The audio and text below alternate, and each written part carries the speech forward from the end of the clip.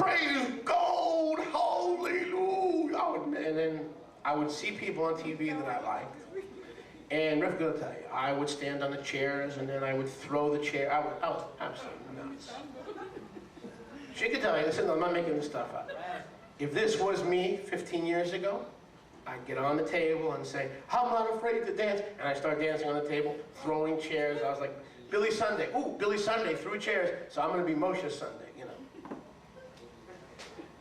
I'm going to be the Rabbi Moshe of Central America. Listen, relax. Be yourself. If you're funny, be funny. If you're a little bit shaky and your elevator doesn't go up on Fridays, that's fine. Be yourself. Because people will see when you're being phony. Be an original. Let other people mimic what you're doing. Do not copy another ministry or another person. Get your guidelines from Scripture, from the Ruach, and have everything patterned. When Yahweh made the tabernacle through Bezalel in the wilderness, what part of the tabernacle was not according to pattern? None. Everything was according to pattern, right?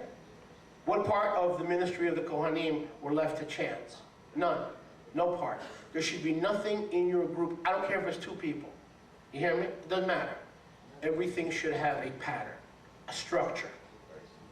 But be yourself. That's the most important thing. Not everybody likes me. Not everybody understands me.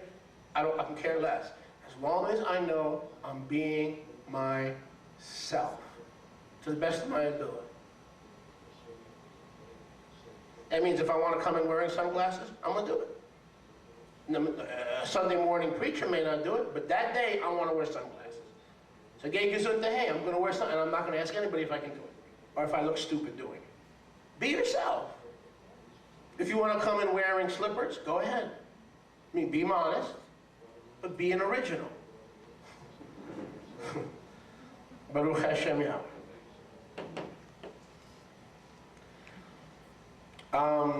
And again, never be afraid to say you were wrong. I think that every one of us as a group leader, I think is healthy at least once every 2 months to say, you know, I was thinking about what I said, or I was reconsidering something I said, I was wrong. Always, it's a good way to impress people, even though you believe you were right. No, I'm kidding. Always find something that you could apologize for. I know this sounds weird. My people are like, what is going on here? But it portrays an aura of humility. Even me, even though you may be a proud, arrogant, you know what? It portrays an attitude of humility. You know something? I was thinking about that, and I think I was wrong. But the truth of the matter is, most of the time we are wrong, like 1 out of 5 times, 1 out of 6 times, we are wrong. Right? So, admit it. Admit when you're wrong, and people will really admire you. And when you make mistakes, they'll say, you know something? It doesn't matter. Because that lady, when she's wrong, she could admit to the fact that she's wrong. Mm-hmm. Never put your chin up and say, I didn't do that, I plugged that in, and you didn't plug it in. I didn't disconnect, and you did disconnect it. All right, I didn't put it there. Yes, you did put it. So say I was wrong. You know, I was wrong. It's very healthy for your ministry to always find things to be apologetic about. I think you understand what I'm saying. Yes. Amen. In all things, seek clarity. Now I'm going to get into a little bit heavier stuff. You can survive, this is very important, especially for those of you who want to be leaders in the future. They are not leaders now. Any leader can survive being wrong. You cannot survive if you're not clear. It's better for people to dislike you and not agree with you than to leave a fog in the pew. A mist in the pulpit will produce a fog in the pew. You got that? The worst, if you said to me, Rabbi, what other than sin and rebellion, what is the worst thing that I can do as a leader? The worst thing you can do is be unclear. What did he mean? What did he say? I don't understand. Was the rabbi or the pastor, what? People, you can be wrong and survive in the ministry for 50 years. But if you're not a clear leader, this is where we're going. This is where we're going to celebrate Tabernacles. This is when we're going to eat the Pesach. This is how we're going to drop off our children. This is how we're going to teach our children. This is how we're going to do worship. If you are not clear, you will never succeed. Whatever you do, pray to bring clarity to the people. You don't have to be right. People are not, realize you're a human being. You don't have to be right. You must be clear. I cannot emphasize that enough.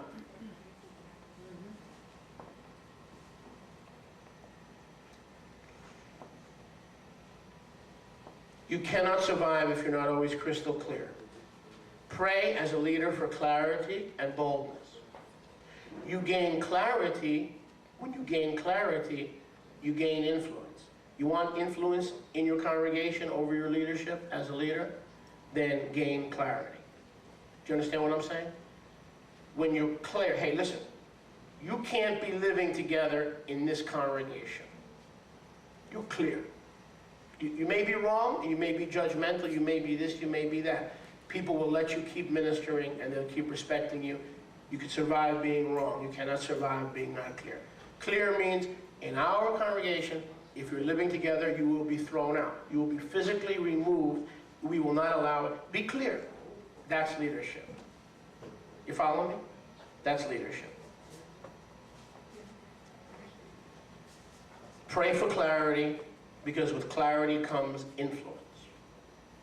Next, decide what areas and what truths are non-negotiable before the temptation arises to compromise. Hold fast. Be flexible with the rest. Choose your battles wisely. We touched on that before. Let me say it to you this way. Decide ahead of time what truths are not negotiable. I touched on this before, right?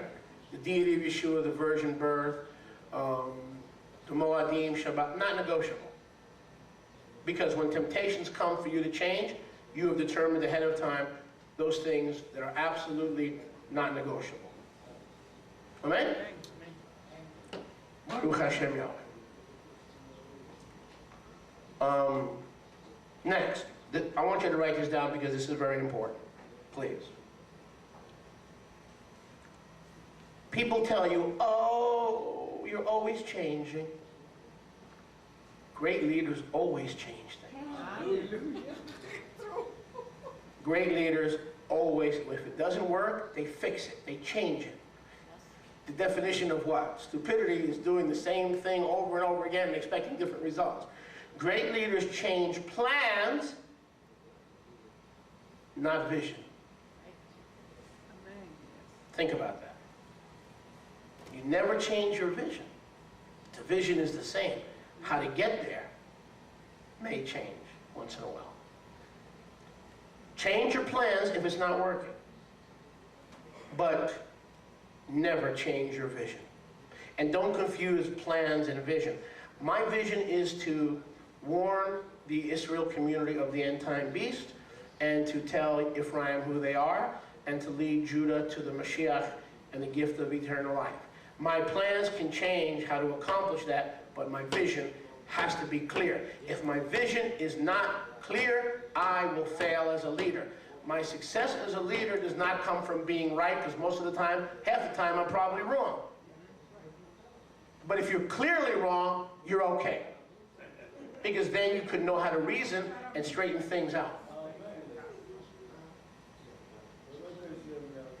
Baruch Hashem Yahweh.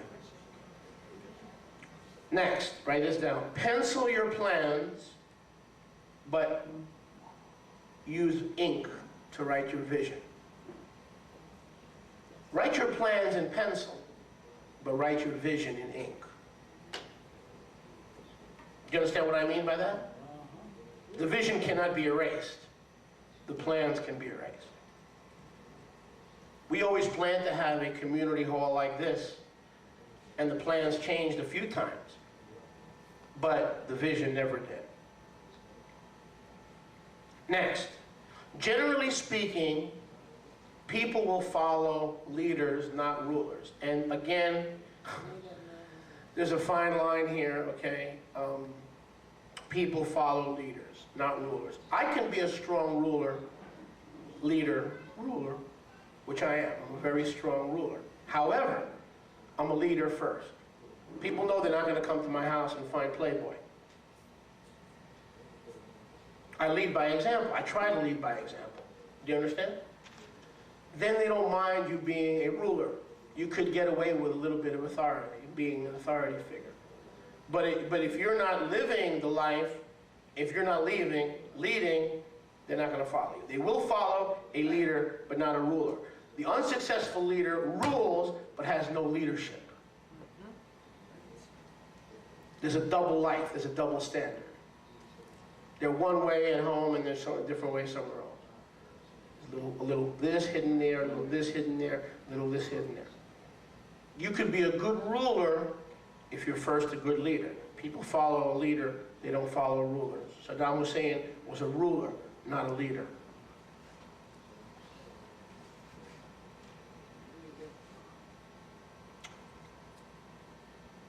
Build character. This is a toughie. Moral authority, listen, comes with character. Do what's right. Do what's honest regardless of the cost. I know it's right to warn Israel about who the beast is. I don't know what the cost is going to be. I could assure you I counted the cost. We are dealing with people that are sick. They would love to see my head roll in blood. Whatever. Whatever. I pray my wife has peace. I pray I have peace. I have counted the cost. I'm not scared. I am scared when I have to stop and think about it, but not in the Ruach. I'm not scared. Hallelujah. Amen? No. So, with character comes, with moral authority comes character. Do what's right regardless of the cost. That's leadership. You develop moral character and you become a leader worth following. Your life and behavior is the same whether you're preaching or by yourself, at home, in front of the computer. Cultivate character, and that takes work. Don't emphasize your weak spots. Work on your strong points and make them stronger, but cultivate character. And you know the way to cultivate character? There's only one way, through trials. Trials, difficulties. The woman that accused you in the congregation, the man that accused you, your wife, the man that criticized you and took 20 people out of the congregation, that builds character. Because the vision didn't change, just the plans changed and how to accomplish the vision. That's what builds character. I wish there was another way, but it's not. That teaches you to be more patient, more loving, more forgiving. If you're not tested, what good is your faith? With character comes authority. You want more authority? Cultivate your character. And that's not easy. Okay, there are certain things that I'd love to be able to do in the congregation, or even in my personal life, but I can't do them because if I do them, I'll lose the moral authority that I need to lead. You understand what I'm saying? I would like to do things sexually because my flesh loves that. So does yours. But I can't, because if I do those things, I'm going to lose everything Yahweh has given me. So I've got to cultivate my eyes and my heart and my groin to deny my natural inclinations, and I'm gaining authority. And I can then have the authority to rebuke those in my congregation who are living in sin. I'm not saying it's easy, but it's something that you have to do. Cultivate your character. You want to be a great leader? Cultivate your character. And it's not easy, but be the same person regardless of where you are. In other words, I'm going to have the same principles in my hotel room when I'm out on the road by myself as I am sitting right here in the Moed Hall. Does that come easy? No. No. You'll be tempted to do the wrong thing, but so what? Cultivate that character. Amen? Leadership, listen, this is important. Well, yeah, let's go back over here. This is going to sound funny, but you're going to enjoy this. This is true. Do not be a well-rounded leader. Now, in the business world, what do they say? Well, brother, to be a CEO, you've got to be a well-rounded leader. Complete nonsense. In the kingdom, In the kingdom, we are to find our strength. I touched on this before. Zone in on those strengths, stay on your strengths, delegate everything else.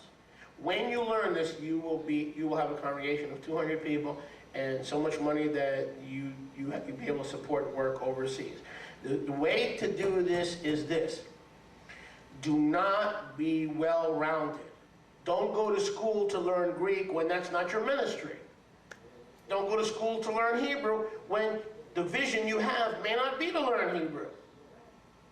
Why? You think just because everybody else is learning Hebrew, you have to learn Hebrew?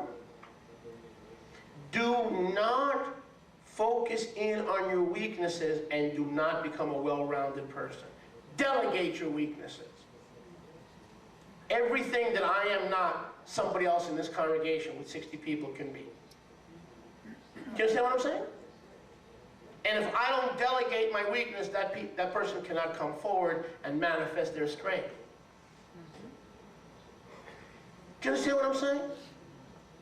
If my wife is teaching the kids and she's making the coffee and she's doing this and she's running the sound booth, then where is the next children's worker going to come? Where's the next children's teacher going to come from? I'm holding someone back in the congregation from their calling in their life. Do you understand what I'm saying? Do not become a well-rounded leader. Find your strengths, zone in on your strengths, and delegate everything else to proven men and women. If you ask me, one of the basic keys to leadership, and I've worked with leaders and pastors, and I'm still working with churches and over the internet and over the phone. I'm telling you because I love you. The key to being a good leader is doing less, not more. Do you understand what I'm saying? Because when you do less, you release people to enter their anointing and to enter their calling. Do less, not more, less. Go full time, don't have a secular job, but do less and delegate your weaknesses. I know some of you are going, okay, then keep doing it the other way. Try to be everything to everybody and to become strong in every area. And like I said before, nervous breakdown time. Next. Leadership is not doing everything right all the time. Leadership is getting, well, listen, this is so good. Leadership is not doing everything right all the time. It is getting things done through others. It doesn't mean you're a taskmaster and they're a slave. No. Give them an opportunity to enter the ministry, to do the work of the ministry. Great leaders do their work through others. Where would I be without Rachel? Where would I be without Tehillah? Where would I be without Raul? The people that make this place go, and Britt who helps clean. Where would we be? And you guys with the translation, Raina and Beltran, where would we be? I'm doing my work through you. I'm not abusing you, but we are doing the work through each other. You're doing stuff that I can't do. Not that it's below me to do. I did all that. I do electrical work. I set up. I do stereo. I bring cookies and I bring cake. I do all that stuff. I've been doing all that stuff. But that doesn't mean it's smart. I should be delegating those things. Okay. Next. Okay, so leadership is not doing everything right, but getting things done through the other people in your congregation. And you'll never know who those people are until you stop doing everything. Hey, Rabbi, you know, I got an idea. We should call the Holiday Inn and move there by faith and start having meetings in the Holiday Inn. Okay, brother. Let me think about it. Yeah, it's a good idea. When are you going to be calling the Holiday Inn? See, they're waiting for you to get into the phone book and call the Holiday Inn. Baruch Hashem Yahweh. Exactly. Now, assign tasks and delegate. As I mentioned earlier, test people. How else will you know who is and isn't reliable? There are people, and it's most of the people in this room, but there are others too, I could ask them to do something. No excuses. I'm working. The Palmetto. I'm tired. Miami Airport. No. Rabbi, the kingdom is the highest calling. It'll get done right away. There are other people. They fail the test. You test them over and over and over again, and they fail the test. You've got to test your people. How are you going to know if you're in the trenches fighting the end-time beast? How are you going to know who you can rely on and who you can't rely on? Are you testing your people? They test you. They test your patience, your compassion. They test how much you care, how much they test you when their spouse dies or their loved one is in trouble or someone is sick, or they expect you to care and pray. They test you. Why isn't a relationship a two-way street? Why aren't you? Everyone in your congregation should be given tests to pass. That's leadership. Know who your helpers are. People that you can work with. There are people in this room, I can tell them to do anything, and they'll do it. Because they're proven. Next. It's not a matter of being I'm not a yes man. Okay, fine, then you'll never be part of our ministry if you're not a yes person. What do you mean you're not a yes person? Of course you're a yes person. We're looking for yes people, not people. If you want people to challenge you or to hold you accountable, you have a therapist, you have a counselor, you have another rabbi to whom you're accountable. But the people in your congregation need to learn to be yes people. Because their whole life, no to authority, no, rebellion, no. They need to be yes people. And you don't allow the word no. When you start hearing the words no, it's just another excuse. That has to be removed from the vocabulary. And as a leader, you teach them to remove that word from their vocabulary. I know that sounds difficult, but it's true. Because when you're in a trench warfare and the enemy's coming, you can't have somebody next to you who's saying no. That doesn't mean you can just do whatever you want to do. You have counselors and therapists outside the congregation who ask you questions and see how you're doing, but not in the congregation. Could you imagine going to your sheep and saying, listen, last night me and my wife had an argument and she threw a pot at my head. Please pray for me because I'm afraid of the next time that the pot comes near me, and if I don't duck quick enough, it's going to hit me in the eyes. Please pray for me because right now my wife she's in menopause and she's throwing pots. Now, if you do that and you share that with people in your congregation, you're a fool. Right. But you do need someone to share those things with. And they should be chosen before the problem, not after the tension in the family. Ahead of time, there should be a plan of action. Here's our family therapist. We go once a week. You guys got to get into therapy. Not because the Bible is not sufficient. The Bible is sufficient. But it should be a counselor who will minister the word to you.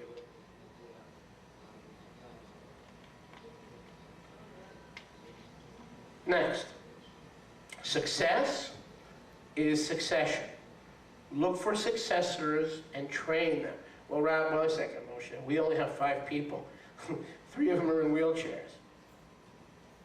I'm not, I was a handicapped person, and my heart breaks for people that are handicapped. I know what it's like not to be able to get around. As soon as someone comes into your congregation, you should be thinking, is this someone I can train? Is this someone I can work with? As soon as they walk in. Get that gift of discernment going. Because the more helpers you have, the more you can do the work of the ministry, your vision, through others. You understand what I'm saying?